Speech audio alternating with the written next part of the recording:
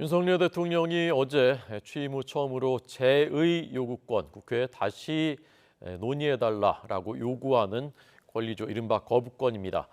양국관리법 개정안에 대해서 거부권 행사했죠. 이 법안이 다시 국회로 이송됐습니다. 국민의힘은 폐기해야 한다라는 입장이고 민주당은 재의결을 추진하겠다는 입장입니다. 자세하게 듣겠습니다. 엄윤주 기자 나오십시오. 네, 국회입니다. 네, 이 법안이 다시 국회로 갔다고요?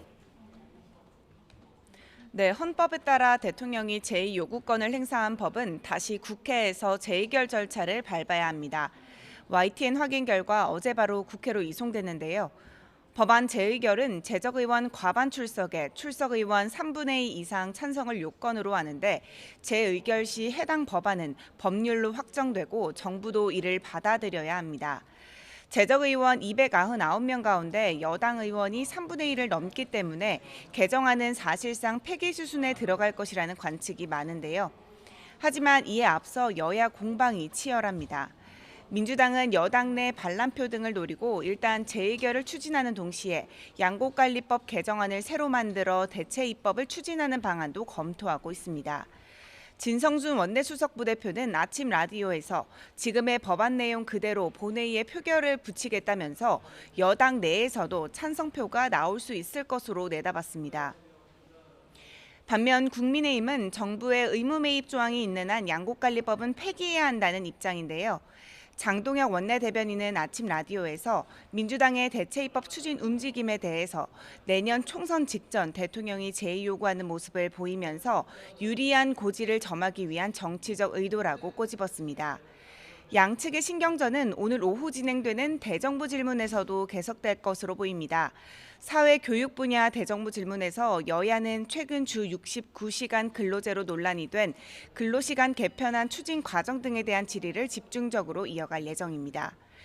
이런 가운데 내일부터 사흘 동안 일본 후쿠시마 방문을 예고한 민주당 소속 일부 의원들은 일본 대사관을 항의 방문하는 등 정부의 대일 외교를 두고 파상 공세를 이어갔습니다.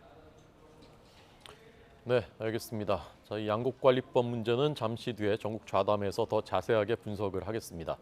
오늘 그 학교 폭력 문제하고요, 의료 분야 중요한 현안들에 대해서 당정 협의가 잇따라 열렸거나 또 열릴 예정이라면서요?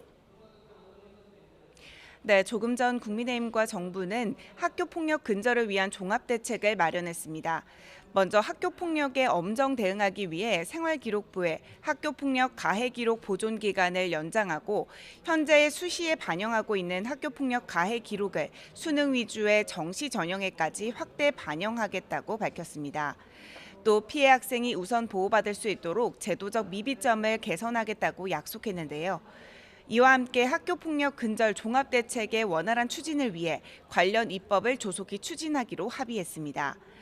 오후 진행되는 소아과 의료대책 당정에서는 최근 의사들의 소아청소년과 기피 현상으로 진료 대란이 나타나는 상황에서 비대면 진료 법제화 등 관련 대책이 논의될 예정입니다. 지금까지 국회에서 전해드렸습니다.